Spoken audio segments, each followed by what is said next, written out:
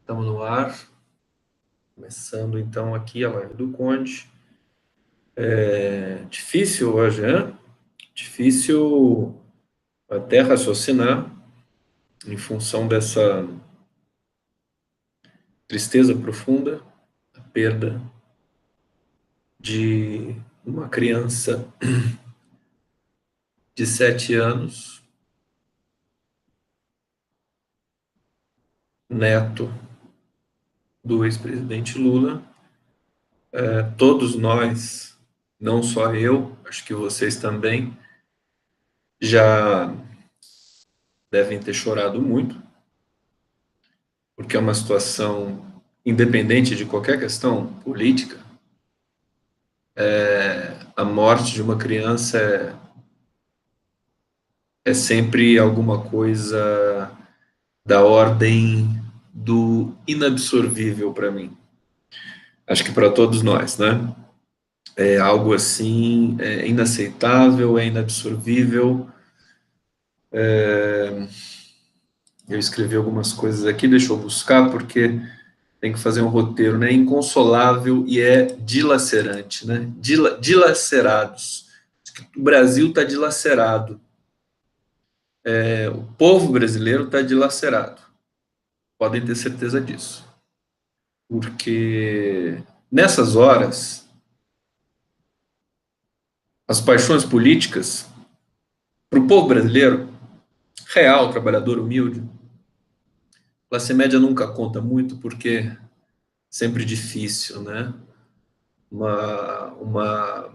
Um segmento interrompido subjetivamente. Então fica sempre difícil. Mas o povo, maioria absoluta e esmagadora do povo brasileiro, nessas horas, realmente o aspecto político comezinho, essas paixões superficiais, partidárias, ideológicas, tudo isso fica para trás. Né? E eu senti isso hoje fortemente pelas redes sociais, a solidariedade do povo brasileiro junto ao ex-presidente Lula, a família Lula da Silva. É por isso que eu coloquei o nome dessa live de Povo Brasileiro Lula da Silva. Porque parece, não sei se vocês como é que vocês sentiram isso, né? Parece que é a nossa família. É uma coisa impressionante, né? Parece que é da família. Qualquer notícia. Com o Vavá já foi um pouco assim, com a Marisa Letícia foi assim, mas com o Arthur Araújo Lula da Silva é algo absolutamente dilacerante pelas condições dessa perda. Então eu tenho que deixar aqui mais uma vez publicamente todo o sentimento, toda a solidariedade à família do Sandro e da Marlene, que são os pais do Arthur. E realmente é dilacerante. Eu não sei se vocês tiveram que a gente se emociona e fica meio sem chão com uma notícia dessa e não consegue nem ler as notícias, né? Durante a tarde foi um pouco assim comigo e eu fui ler agora para preparar a live, para falar algumas coisas para vocês, trazer algumas informações. E foi uma situação, gente, muito meningite. Eu não sabia que era assim, tá? É uma coisa avassaladora. O Arthur deu entrada às 7h30 da manhã, 7h26. Deixa eu buscar aqui para vocês. Ele deu entrada no hospital 7h20 da manhã de hoje, Hospital Bartira, da Rede D'Or, em Santo André, com quadro instável, segundo o boletim médico. Aí o estado dele se agravou e a criança morreu de meningite meningocócica às 12h36.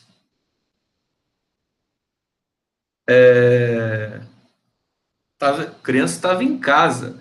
Quando eu vi a notícia, eu pensei que pudesse ter um processo de doença em curso, em que familiares. Mas é uma perda violenta, é uma coisa absolutamente dilacerante, devastadora, e que nós sentimos isso, todos nós, povo brasileiro, sentimos isso na pele hoje. Peço desculpa para vocês, porque é difícil falar sobre isso. Não vou deixar de fazer a live, mas acho importante a gente ajudar a se solidarizar e significar esse momento. Sei que todos nós aqui, vocês que estão sempre assistindo a live, faz parte de uma rotina, né? Precisam de uma palavra, né? Nós temos de nos solidarizar entre nós também, para poder superar esse momento, um momento que também tem os seus desdobramentos políticos, e que vou tentar comentar sobre isso com vocês hoje, mas, acima de tudo, a morte de uma criança é algo que é muito difícil, é muito triste. Eu tenho muita sensibilidade com isso, né? Eu não sei se vocês se lembram daquela cena da criança, acho que é albanesa, na praia, né? Uma criança, acho que de 4 anos, com a roupinha, uma roupinha vermelha e azul, com a cara na areia, assim, por causa da imigração para a Europa, tinha tido naufrágio ali, quer dizer, uma criança, a imagem de uma criança, né, a simbologia de uma criança que morre é uma situação extremamente dolorosa, e extrapola qualquer tipo de ponderação, né? Não tem ponderação para isso. Então, a gente se pergunta, muitos se perguntaram, por que tudo isso acontece com esse homem, meu Deus, mas acho que a pergunta não é tão essa. Ele está sofrendo de várias maneiras, e ele já sofreu muito na vida antes disso também, o Lula, né? É que nesse momento a gente realmente deve se perguntar, né? Por que nós chegamos nesse ponto? Como é que o Brasil permitiu que a sua sociedade chegasse num ponto como esse? Hoje eu conversei com o grande jornalista Mário Vitor Santos, uma entrevista para mim importantíssima. Ela já estava agendada há algum tempo, está disponível no canal.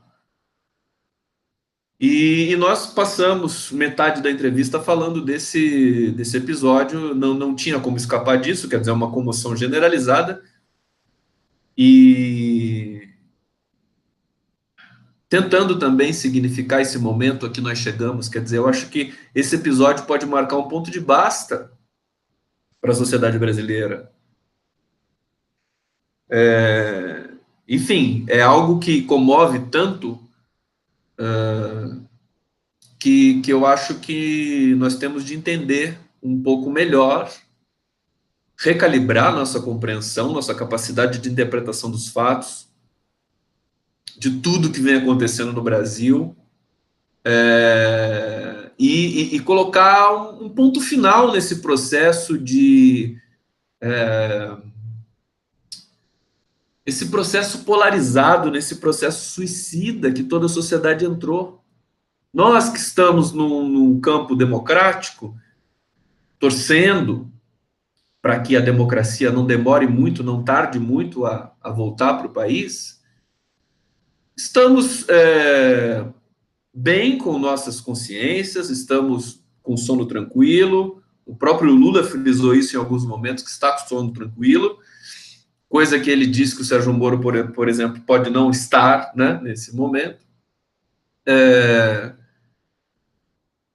Mas eu acho que em alguns momentos nós temos de nos destranquilizar no sentido de produzir uma energia de basta, né? Basta para essa situação generalizada de perseguição, de sofrimento, enfim, e de privação dos afetos. Esse é o ponto, né? Não só o Lula, mas todo o povo brasileiro, de uma certa maneira, está privado dos afetos de brasilidade, de ser brasileiro, de se identificar, né? A nossa identidade ela é composta pela nossa história, por um indivíduo de carne e osso, que tem suas paixões, seus desejos, pelo teu nome de batismo, pela tua família, pela tua ancestralidade, mas pelo país, pela nação que te acolheu e que transcende a sua existência nesse mundo.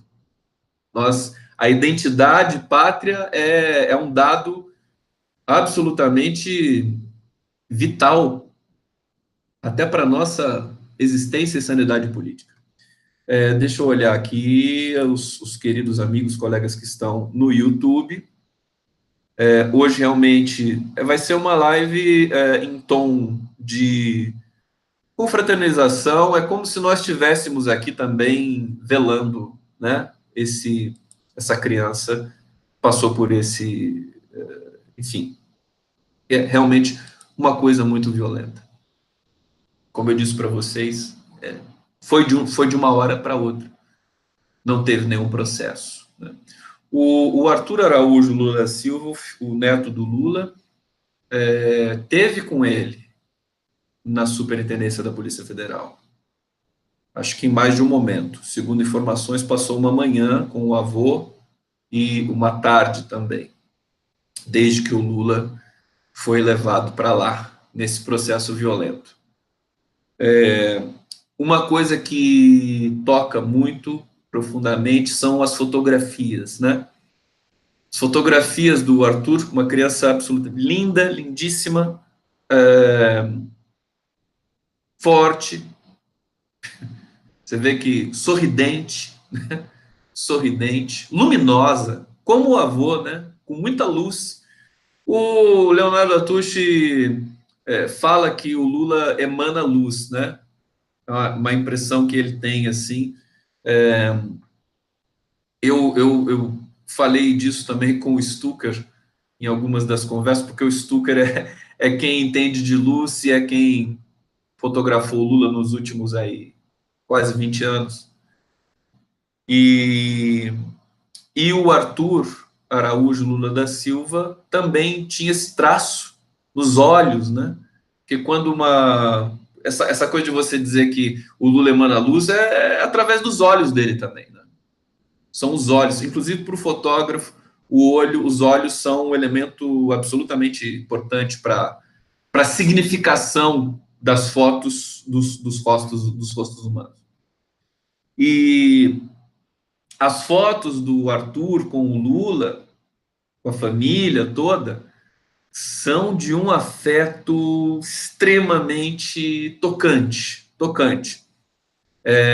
O Arthur era o quinto neto dos 6 que o Lula tem.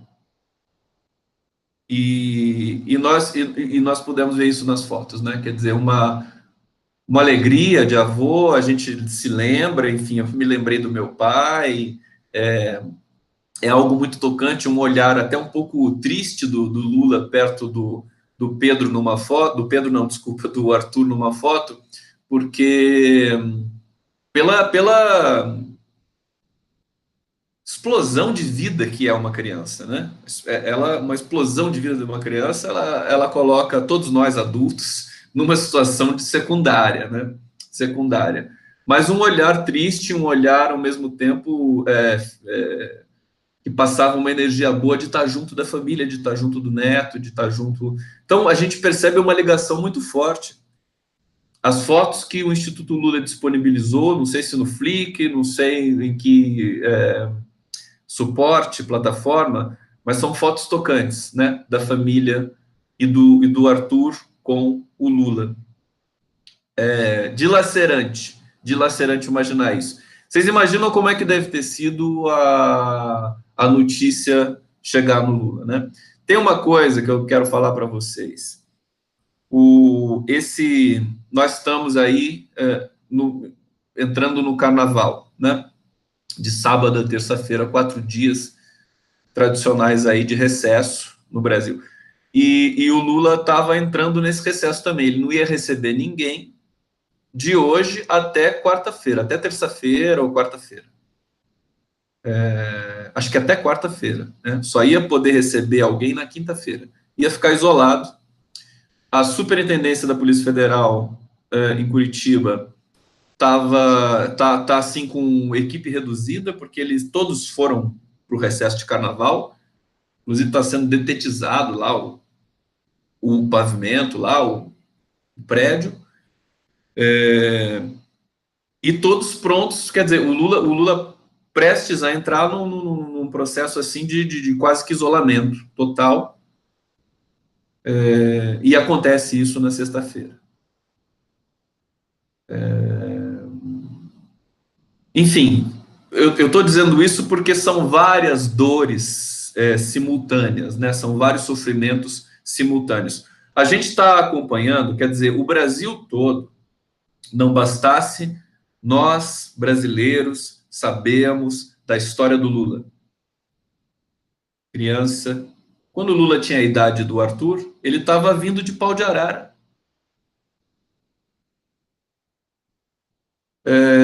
De Garanhuns, de Caetés, né? Naquela época, acho que o município chamava Caetés, ou era um distrito. Estava vindo de Caetés para o sul, com a família toda, a mãe mais 6 irmãos, salvo engano. E vieram e desceram, acho que uma viagem de uma semana, desceram em Santos, litoral norte de São Paulo. Vocês imaginam o Lula, quer dizer, com 7 anos, nessa empreitada, né? Fugindo da fome, fugindo da pobreza. Todos nós sabemos disso. A partir daí, eles, a família Lula da Silva, naquele momento ainda não era Lula da Silva, era só Silva, né? A família Silva foi trabalhar, se dedicar a ganhar a vida honestamente, todos eles, todos com uma educação rígida da dona Lindu. E nós sabemos dessa história. Vejam, o Lula perdeu mulher e filho na mesa de cirurgia de um hospital público, São Bernardo do Campo, acho que em 1968 ou 69, não, desculpa, eu não vou precisar a data, não sei se é 71, alguma coisa assim, vocês sabem da história do Lula, e de repente vocês podem me ajudar aqui também. Perdeu mulher e filho no parto, vocês se lembram disso? Vocês têm essa informação? Primeira mulher do Lula, eles tinham, o Lula tinha acho que 26 anos. Vocês sabem que o Lula foi liberado para ir para o velório, né? Ainda não falei isso para vocês, mas eu vou chegar lá, né? O Lula deve estar prestes a pegar o avião para vir para São Paulo, para poder exercer o seu direito de enterrar um parente. Mas eu vou retomar aqui a minha narrativa para a gente prosseguir, né? Teve complicações no parto, a criança não resistiu e nem a mãe. E o Lula perdeu esposa, e filho ao nascer, tinha morrido. Vocês calculem a dor desse homem, a resistência dele para ter superado isso e ter chegado até onde ele chegou, né? Eu sempre me pergunto e sempre tento me lembrar disso também. Quando alguma coisa tá ruim para você, né? Lembre da vida do Lula, né? Quando alguma coisa der errado para você, é só você lembrar do que o Lula passou. E, bom, a partir daí, você tem a história do sindicato, ele conheceu a Marisa Letícia, que também era viúva, né? E eles se casaram, formaram um casal lindo, e aí o Lula fez a trajetória toda dele, em busca do amor e tentando experimentar o amor em vez de qualquer outra coisa nessa vida e ter gratidão pela vida. E bom,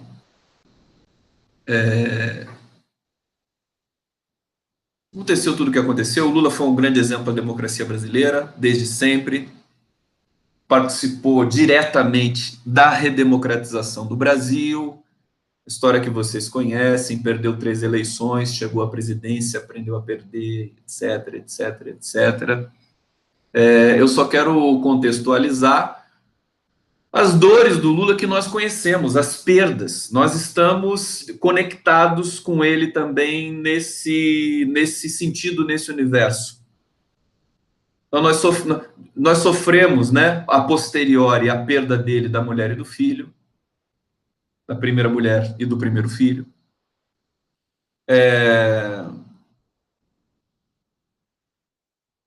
Depois nós assistimos a perda dele, da esposa dele, da companheira de vida, da Marisa Letícia, já num processo de perseguição muito forte, né? Foi dramática aquela questão. Ele venceu um câncer também. Inclusive, o Arthur nasceu enquanto o Lula estava superando esse câncer. Né? Então, veja, e o Lula nunca reclamou, nunca se queixou. Muitos amigos que ele também perdeu e deixou no caminho, nunca se queixou do sofrimento que a vida impôs a ele. Não é curioso isso? Ele sempre foi grato e sempre produziu e trouxe esperança para o Brasil inteiro o tempo todo, para o Brasil inteiro e para a família dele também. Então, nesse momento em que você tem essa perda tão lancinante, tão dilacerante de uma criança, de um neto que, vocês sabem, costuma se dizer na cultura popular que o neto é filho 2 vezes. O Lula acabou de perder o irmão, um irmão que ele tratava como pai, porque era o irmão mais velho, o Vavá, e desse irmão ele foi impedido de se despedir em função de um jogo de empurra violento do Poder Judiciário brasileiro. E eu quero lembrar, eu quero trazer aqui para vocês, dessa vez, rapidamente, a justiça se mobilizou para não hesitar em conceder o direito ao Lula, porque se dessa vez houvesse algum tipo de trucagem, de hesitação, nós iríamos ter uma convulsão social, né? Isso estava iminente. O Poder Judiciário é um perseguidor implacável da humanidade do Lula e do poder que ele tem, mas não é bobo, né? O Poder Judiciário sabia que dessa vez, se ele se metesse a truncar um processo dessa natureza diante do povo brasileiro inteiro assistindo isso, seria fatal, seria realmente desencadear um processo social possivelmente sem volta, né? Então, rapidamente, eles se mobilizaram, inclusive o poder público, o governador do Paraná, que é o Ratinho, né? imediatamente já liberou o avião, tal, para poder vir para São Paulo. Então é o irmão, o pai e o neto, filho. Você vê que o Lula vai traçando, a história vai traçando para o Lula uma história que continua sendo dramática, como foi o seu começo, né? É muito curioso isso. O Lula está longe de estar no fim de qualquer processo, ele é muito jovem, mas é como se a vida dele, né, começasse dramática, é algo totalmente épico, né? Começasse absolutamente dramática, fugindo da fome, da pobreza, da morte, dessa elite violenta e assassina brasileira, para ganhar a vida honestamente, para fazer tudo o que ele fez, para passar por tanta coisa como ele passou, e para, no final de tudo isso, ainda receber uma ingratidão e um processo persecutório sem precedente e que traz dor e que traz outros elementos. O Lula não se curva, né? Ele não se curva de jeito nenhum. Ele continua forte, ele continua surpreendendo as pessoas que vão visitá-lo. Ele acabou de fazer isso com o Paulo Pimenta e a Gleisi Hoffmann, dizendo que o Bolsonaro foi eleito para destruir o Brasil, que tem gente que é eleita para construir, gente que é eleita para destruir o Brasil. Está afiado, está se comunicando, está escrevendo bilhetes. E, veja, nós sofremos. Nós sofremos por ele, né? Então, eu acho que é o povo brasileiro inteiro que está junto do Lula nesse momento. Não poderia ser diferente. Eu me considero também enlutado nessa situação, como eu disse para vocês, tudo é muito triste. E num dia que você vê, a gente está na iminência de certos processos no Brasil, políticos, sociais, que estão em ritmo acelerado. Eu vou dar algumas informações para vocês e depois eu vou retomar essa questão pela qual nós estamos todos aqui sofrendo muito. Primeira notícia importante política desse dia de hoje, né? O carnaval, eu vinha dizendo isso já há acho que uns 3 dias. Esse carnaval de 2019 vai desencadear um anti-bolsonarismo absolutamente sem precedente, evidentemente, porque vai ser o primeiro mais forte e mais verbalizado da população brasileira. Por quê, Conde? Porque nós assistimos isso já nos blocos que saíram às ruas, e isso aumentou a intensidade do antibolsonarismo agora. É curioso, né? Porque o feitiço vira contra o feiticeiro. Depois de quase uma década de antipetismo banhado em ódio exclusivamente, irracionalidade, nós temos o antibolsonarismo, banhado na cultura brasileira de rechaçar o poder e o sistema. Então, nós vimos o bloco Baixo Augusto em São Paulo hostilizar o Bolsonaro, e hoje, pelo Brasil inteiro, nós tivemos também movimentações massivas de hostilização ao Bolsonaro, e eu não vou agora ser hipócrita e dizer que não precisa hostilizar o Bolsonaro, porque a democracia não permite hostilizações. Não, precisa sim. Eu estou dizendo que precisa. Eu não quero ser o certinho, né? Acho que tem que hostilizar, ele merece. Acho que é pedagógico. O povo merece, tem direito à catarse. Não é assim? Esse era um dado importante. E diante dessa notícia, desse luto, dessa notícia dilacerante para a família Lula da Silva, não sei mais se esse processo vai se desencadear, né? Porque o brasileiro tem isso, né? Ele pode estar com o grito entalado na garganta, mas ele sente uma dor e pode se abater, né? Pode se abater, pode se sensibilizar e pode se reumanizar imediatamente num processo em que era necessário que ele se humanizasse, mas de outra maneira. para verbalizar a frustração e a tristeza de ter se deparado com um processo político tão violento e absurdo como esse do bolsonarismo no poder brasileiro. Então, esse era um dado, né? Muito importante politicamente. Nós íamos fazer uma virada muito grande. A perda de popularidade do Bolsonaro ele despenca popularidade. E as ruas vão mostrar isso no carnaval, para depois do carnaval, se a gente puder organizar uma manifestação pela democracia, pegando carona no carnaval. Isso era uma coisa. É que os movimentos sociais deveriam ficar de olho no carnaval para poder canalizar essa energia politicamente para depois do carnaval.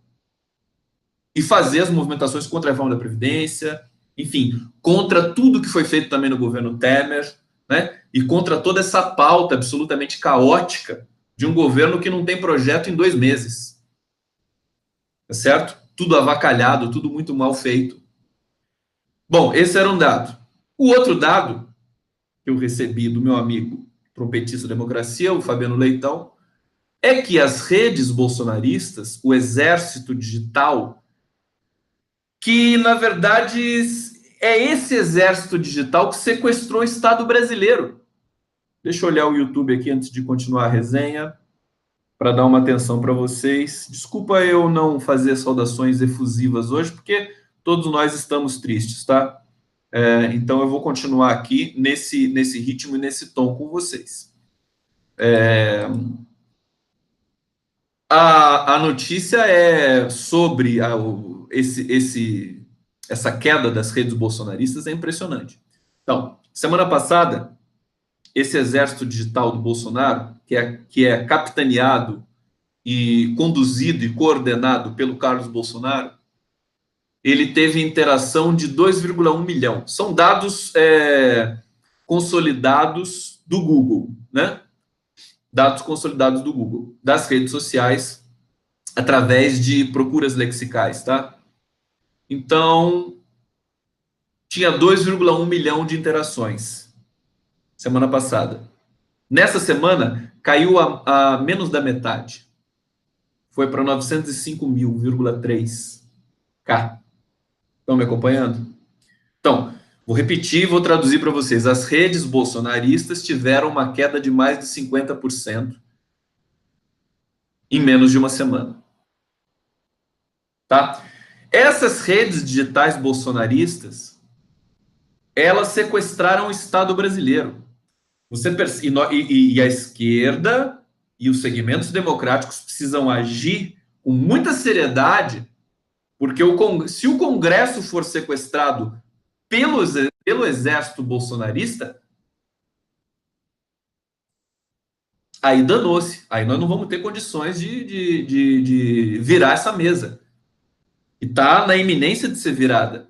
Né? Eu venho dizendo há muito tempo aqui, o lugar de disputa política é o Congresso. O Bolsonaro no Congresso ele perde, ele vai perder, porque ele não sabe fazer política. Tá? Com todos os problemas do Congresso, o Congresso é a nossa esperança.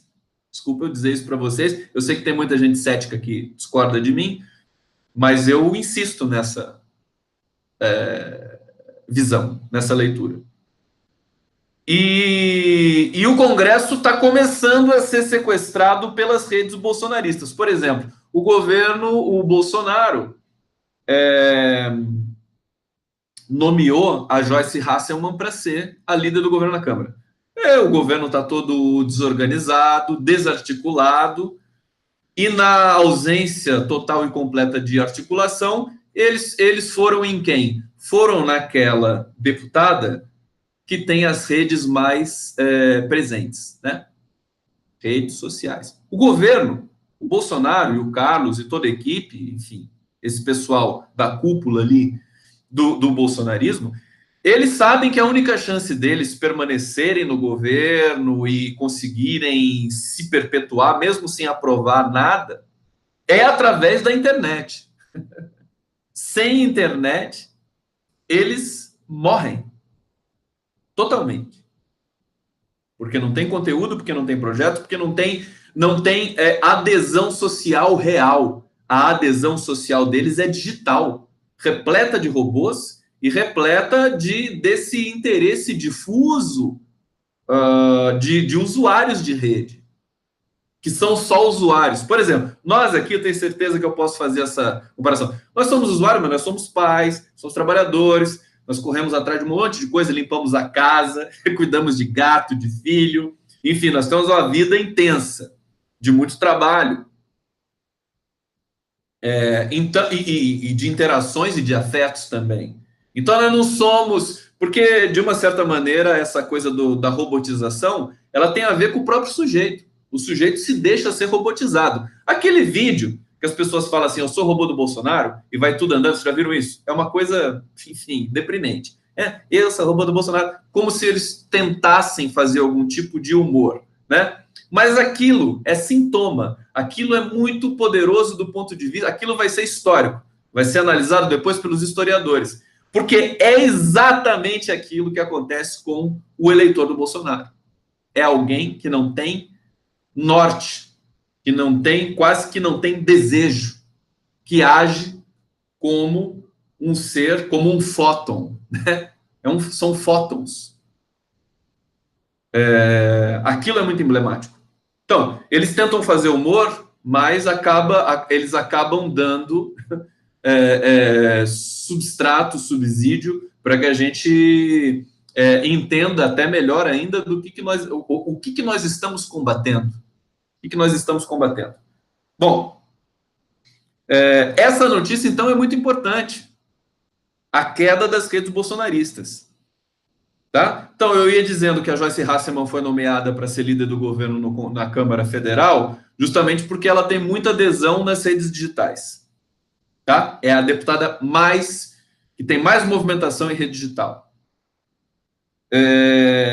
O Sérgio Moro acabou de desnomear uma indicada para trabalhar, acho que na Secretaria de Segurança Pública, não me lembro qual era o cargo da Ilona Zabor, né? O Moro nomeou e o Moro recolheu a nomeação porque o governo foi pressionado pelas redes digitais. Ou seja, comprovação quase que científica de que o governo é escravo, é sequestrado das redes digitais, que é tudo que sobrou para eles. A base, veja, a base do governo Bolsonaro, a base social do governo Bolsonaro não é base social, é uma base digital. Tá? Então, veja, como é que você vai combater isso? Você tem que combater sem elixir, sem receita milagrosa. Fazer tudo o que você sempre fez, fazer política. Mobilizar sindicatos, movimentos sociais, massas, discurso, ir para a rua, ir para as redes digitais também, para todo lugar, fazer tudo o que for possível para reverter esse quadro. Mas você precisa entender o que está acontecendo do lado de lá, que é a grande sustentação do governo é da internet. Por isso que o governo não se dá bem com as grandes mídias, e as grandes mídias ficam lá, os veículos de comunicação, os meios de comunicação, eles ficam ali se insinuando para o governo o tempo todo e protegendo o governo, que é uma coisa vergonhosa. É uma coisa absolutamente vergonhosa. Eles até hoje estão com medo do PT. Inclusive, o próprio governo tem medo do PT. Eles fizeram um congresso para impedir a esquerda de voltar, e tudo que eles fazem, falam, tudo que a ação deles toda é para prevenir a volta da esquerda. Eles ficam falando da esquerda o tempo todo. Sem a esquerda como outro, o governo, o bolsonarismo não existe. Eles não têm conteúdo próprio. Isso é uma grande fragilidade. Só que nós, do segmento democrático, temos que aprender a lidar com esse tipo de situação. Alguém me ligando, eu tenho de rejeitar porque eu estou no meio da live. Vocês percebem isso? Então, nós estamos já, certamente, muito certamente, para a gente parar também de ter essa sofrência endêmica que todos nós temos, de não acreditar na esquerda, de não acreditar na civilização, de achar que tudo está vendido, que tudo está errado. E, na verdade, você pode achar que tudo está errado, mas você tem que lutar para mudar o que está errado. Não simplesmente abaixar a cabeça e se enfiar num buraco. Certo? Eu acho que essa erosão das redes bolsonaristas é decorrente de uma ação da esquerda. É decorrente do embate discursivo real da sociedade brasileira. Que não está morta, pelo amor de Deus. Nós não estamos mortos. Estamos vivos. Tá certo? Deixa eu abrir o YouTube aqui. Então, nós temos de absorver essa realidade, não comemorar, né? Mas nós temos de absorver, de entender que as redes bolsonaristas estão derretendo. De 2 milhões para 900 mil é bastante coisa. Veja como a rede bolsonarista é tão organizada. Ela é um exército, certo? Ela é um exército poderoso. Em função dessas redes que nós estamos perdendo esse embate nesse momento. O embate histórico. Mas todo o processo tem um ponto de saturação. Possivelmente eles chegaram nesse ponto de saturação. Para vocês terem uma ideia de como é tão forte, quer dizer, as redes bolsonaristas atingem quase 1 milhão de interações e o Lula, que é o segundo colocado nesse métier político, nas aferições de interação via Google, que é o que mede realmente o que está acontecendo na cena digital, o Lula tem 360 mil interações. Ou seja, um terço, pouco mais de um terço. Por que isso acontece? Porque o Lula não tem um bunker, um exército pago, coordenado de maneira criminosa para tomar conta das redes. A Manuela também, a Manuela está muito bem, o Boulos está muito bem nessas interações internet, só que eles estão todos ali numa faixa que é uma faixa real. O Lula bastante acima dessa faixa real, porque ele é diferenciado, com 3,6, na verdade 360 mil interações, e daí vem a Manuela, o Boulos e outros congressistas e políticos brasileiros. Tudo na dimensão da política, tá? Veja, nós temos de realmente erodir esse câncer, que é o exército digital bolsonarista. É a grande chaga política que nós temos no horizonte. Isso está sendo feito agora de maneira séria, finalmente, por setores da esquerda progressista brasileira, com gente qualificada, com pesquisadores, especialistas em rede, né, que vão entrar realmente com um antídoto para impedir esse exército bolsonarista de dar as cartas na sociedade brasileira inteira. Tá certo? Bom, então, essas eram duas notícias importantes nesse dia de hoje. Eu estava preparando a live para falar só delas. Mas veio essa tragédia, né, da morte do Arthur, neto do ex-presidente Lula. Eu vou voltar, então, deixa eu tomar um pouquinho de água só para voltar a falar do Arthur e de todo esse drama que todos nós estamos vivendo nesse momento. Um dado que me assustou depois, nós do Brasil 247 tentamos investigar um pouco mais isso, mas acabou não parecendo tão relevante diante da tragédia em si. O Zé de Abreu tweetou dizendo que a notícia da morte do Arthur tinha demorado 9 minutos do óbito até chegar no Anselmo Góes do jornal O Globo, que foi quem deu, digamos assim, o furo. E que isso seria um absurdo, né? O hospital e muitos familiares ficaram sabendo pelo Twitter e não foram comunicados. E que o hospital teria dado a notícia primeiro para a imprensa do que para os próprios familiares. Bom, Eu não sei de detalhes, eu não sei se os pais estavam no hospital no momento do óbito. Eu quero dizer que em tempos de WhatsApp, de internet, realmente as coisas são muito rápidas. Então, imediatamente, quer dizer, de uma pessoa pública e notória como Lula, visada como Lula, isso realmente seria imediatamente alastrado. Não sei precisar, mas uma coisa eu posso dizer para vocês. Eu tô aqui na minha frente com o relato, um relato muito competente do jornal Folha de São Paulo, que eu quero frisar aqui. Quando o jornal não fala de política, aí os jornalistas, muitos jornalistas que em geral são muito novos, conseguem fazer um trabalho muito competente. Que é o trabalho dessa matéria aqui que eu vou perpassar rapidamente com vocês aqui, porque a única coisa que me resta diante desse fato de hoje é falar dessa doença grave que acometeu o neto do Lula, que é a meningite meningocócica, acho que tipo C. Nenhum veículo precisou o tipo da meningite, mas eu estou supondo que é C, porque eles dizem que é a mais comum e a mais comum é C. Porque existem mais outros 4 tipos de meningite. Imediatamente, quer dizer, quem tem filho pequeno, enfim, a gente se preocupa demais, né? Com um caso de meningite de morte, assim, quase que de repente, de uma criança de 7 anos.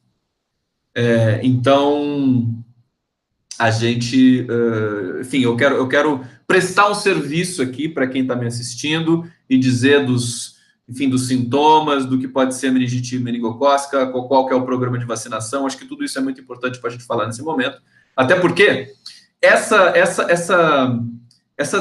tragédia, ela pode estar ligada, e certamente ela está ligada, com a degradação social que o Brasil foi tomado por essa degradação depois do golpe do Michel Temer e do PSDB.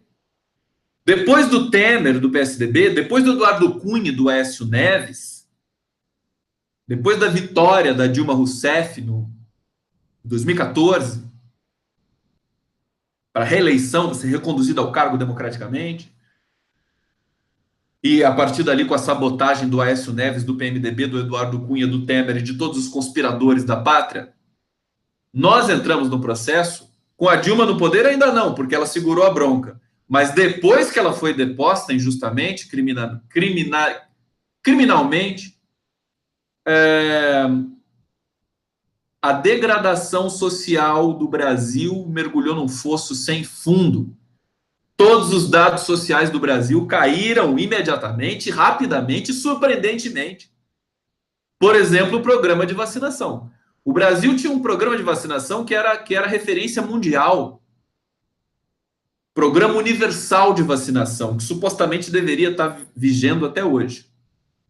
Mas nós sabemos que não está, porque falta vacina em estados.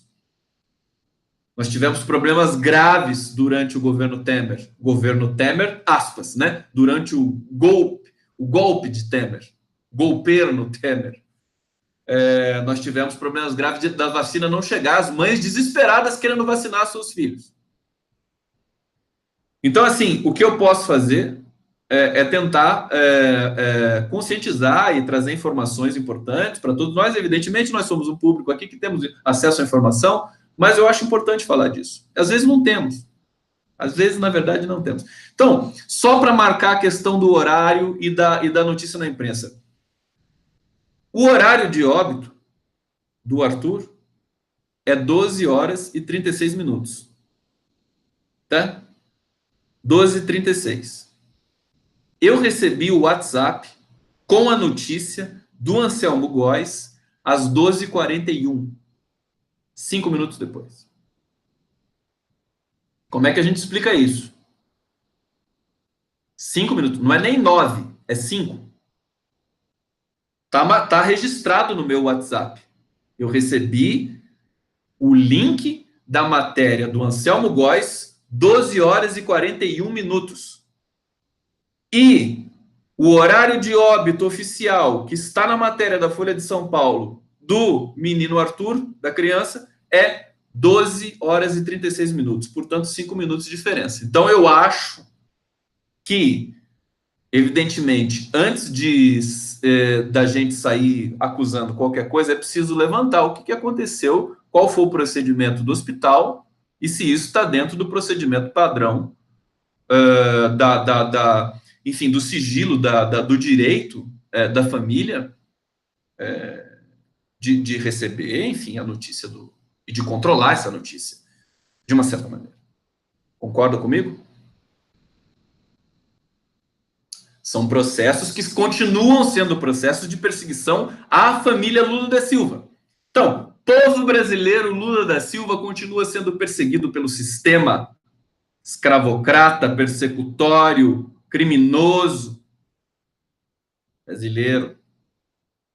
E que tem medo, porque eles, dessa vez, assentiram muito rapidamente a saída do Lula da masmorra de Curitiba para poder enterrar o seu neto, como é o direito dele. Bom, eu quero falar da meningite, quer dizer que eu fiquei muito preocupado com isso, com as pessoas, com as crianças espalhadas pelo Brasil. Como eu disse, a morte de uma criança é algo inabsorvível, é algo dilacerante. Então, é importante que a gente saiba. Quer dizer, eu sempre cuidei muito da vacinação, da carteira de vacinação do meu filho. Eu tenho várias cópias que eu tirei por segurança. Carteira de vacinação sempre pedem, né, nos trabalhos e tudo mais. O que é muito bacana, que eu acho que agora com a reforma trabalhista deve ter sido desobrigado, né? Você apresentar a carteira de vacinação do seu filho para que o empregador formule todos os documentos que você precisa ter ali para ter direito a algumas coisas, inclusive a plano de saúde, etc.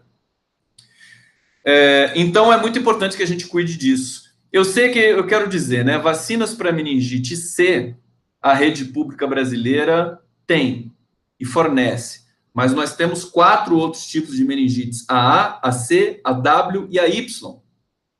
E aí só a rede privada que oferece essas vacinas.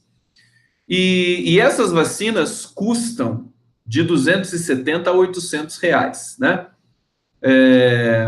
Eu quero falar aqui da sequência, né? Então, 3 meses você tem a primeira dose da meningocócica C, depois 5 meses a segunda dose da meningocócica C. 5 meses você também tem a prevenção dos outros tipos mais raros que só as privadas fazem, só as clínicas privadas fazem. Depois, 1 ano, você tem vacina contra C. Depois, acho que é dos 11 aos 14 anos. Você tem a última dose, que é para assegurar realmente que teu filho não vai ter um problema, que a criança não vai ter um problema de contrair uma meningite C. É muito violento. Então, é preciso que a gente tenha muita responsabilidade. Os jornalistas da Folha de São Paulo que fizeram essa matéria se chamam Mariana Versolato, Felipe Watanabe e Gabriel Alves. Faço questão de dizer o nome deles porque o texto está muito bem cuidado e não tem uma gota de politização nisso aqui, então aí a gente realmente tem que reconhecer, né? Então, sintomas da doença. Eu tenho de falar isso, é uma maneira de eu significar também essa dor pela perda desse menino. Sintomas são febre alta, repentina, dor de cabeça, rigidez no pescoço, vômitos e, em alguns casos, sensibilidade à luz e confusão mental. Aí é preciso levar a criança imediatamente no pronto-socorro. Deixa eu ver se tem mais alguma coisa aqui importante. Enfim, acho que o recado geral é esse. Quer dizer, é preciso ter cuidado. O Brasil está conflagrado socialmente, nós estamos aí num retrocesso generalizado da cobertura de vacina, do atendimento médico, do SUS, o SUS sempre foi muito elogiado pela população brasileira, inclusive a população mais abastada. O SUS é responsável por todos os transplantes no Brasil, até das pessoas mais ricas. É proibido você fazer um transplante privado no Brasil. É uma coisa assim, e é uma conquista da sociedade brasileira toda, não é do PT, é a conquista da sociedade brasileira, o SUS. E por que a gente demoniza o SUS? Conversando hoje com o Mário Vitor Santos, ele disse isso, quer dizer, o comportamento do jornalismo é um comportamento que visa a demonização das pessoas. Então, o Lula foi demonizado. Agora, o Nicolás Maduro está sendo demonizado diariamente pela imprensa brasileira. Será que valeu a pena? Eu falei para o Mário Vitor, falei, a vontade que eu tenho é de chegar para um diretor de redação de um grande meio de comunicação brasileiro e falar assim, valeu a pena o ódio ao PT? Tá melhor agora o Brasil, né? A pergunta que a Gleisi Hoffmann fez ontem na Câmara Federal. Ficou bom para você? Você gostou? Gostou do que aconteceu com o Brasil? Valeu a pena demonizar o PT desse jeito? Valeu a pena todo esse ódio? Toda essa editorialização do seu veículo de comunicação? Todo esse trabalho de controle textual que vocês tiveram? Que vocês estão agora empenhados em demonizar o Nicolás Maduro e chamar o Nicolás Maduro de ditador o tempo todo?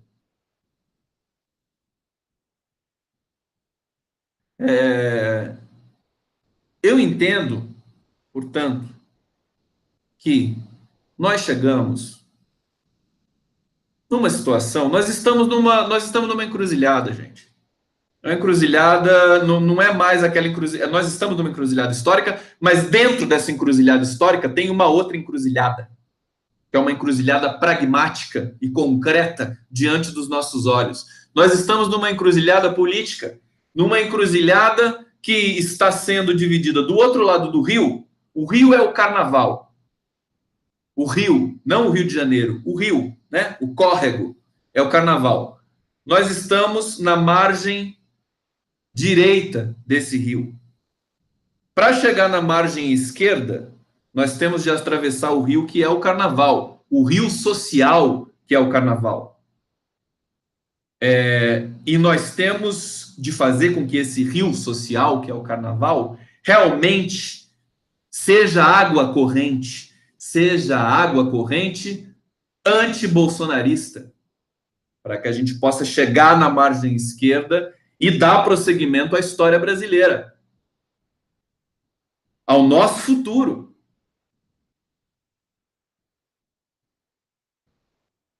Nós estamos num momento que ele é delicado por várias razões, mas as redes sociais bolsonaristas estão naufragando. Acho que nós temos de aproveitar esse momento. Por outro lado, você tem esse luto, essa tristeza, esse sentimento de solidariedade que toma o povo brasileiro nesse momento. A saída do Lula da prisão vai ter um significado muito grande para todos os brasileiros, um significado que também passa pela solidariedade a ele, a dor que ele deve estar sentindo, que a família Lula da Silva está sentindo. Mas tudo isso é revestido por uma significação política muito forte, para além da dor dos familiares e da nossa dor pela perda desse menino lindo, parece um anjo, né? O Arthur, cara de anjo, totalmente. E criança que morre, também diz o ditado popular, vira anjo, vira anjo. Então, com toda essa dor, com tudo isso, acho que sempre é necessário a gente significar as coisas. Acho que é importante a gente sofrer junto com a família Lula da Silva, porque hoje nós somos Lula da Silva. É impressionante o meu sentimento próprio, cujo disparo eu não tenho controle. Vocês sabem disso, né? Você não tem controle pelo que você sente. É algo que vem de dentro. Não é racional. Então te chega uma notícia dessa, você é tomado por uma dor que absolutamente você não sabe de onde vem. Evidentemente, no nosso caso, vem da nossa filiação política existencial, ela vem de estarmos juntos e de precisar dessa humanidade do ex-presidente Lula, que sempre esteve do nosso lado, do lado do povo brasileiro. O povo brasileiro sabe disso, sente isso. E está junto com o Lula agora. Agora, os nossos processos aqui no Brasil são muito controlados. Nós temos meios de comunicação que são hipócritas e canalhas nós temos um poder judiciário que é hipócrita e canalha, e nós temos agora um governo tomado, inclusive, por segmentos das Forças Armadas, todos hipócritas e canalhas. Nós temos de resistir a tudo isso, e nós soubemos resistir muito bem depois da redemocratização do Brasil. E o Lula estava lá, do lado da gente. Então eu quero significar esse momento com vocês, quero também prestar minha solidariedade a vocês, porque eu sei que vocês sofrem muito, todos nós sofremos muito com tudo isso. Realmente, momento de oração agora, de solidariedade ao Lula, de cartas, de manifestação de amor. Acho que nós teremos um momento que será triste, continuará sendo triste, mas nós temos de nos fortalecer. Levantarmos a cabeça e seguir em frente. Então essa live é dedicada à família Lula da Silva, né? Pela qual nós temos um amor tão grande, toda a família Lula da Silva. Uma família que passa por certas privações, justamente pelo ódio e pela perseguição à família toda. Nós temos o Instituto Lula sendo perseguido, com contas bloqueadas, por essa absurdidade de uma perseguição judicial absolutamente irracional e criminosa. E os filhos do Lula, netos do Lula, passam também por esse tipo de privação, com dificuldade, às vezes, para arrumar emprego, para tocar sua vida normalmente, porque eles sofrem preconceito, porque são filhos do Lula. Por incrível que isso possa parecer, um ex-presidente da República. Então, hoje é solidariedade total à família Lula da Silva. Não é nem só o Lula, é a família toda. Nós todos, povo brasileiro, Lula da Silva. É povo brasileiro, Lula da Silva. Povo brasileiro com nome e sobrenome. Para a gente superar esse momento de trevas que se apoderou do nosso país. Então, por isso, e com isso, eu termino essa live de hoje, deixando um abraço para todos vocês, respeitoso, e para a família Lula da Silva, para todos nós. Tá bom?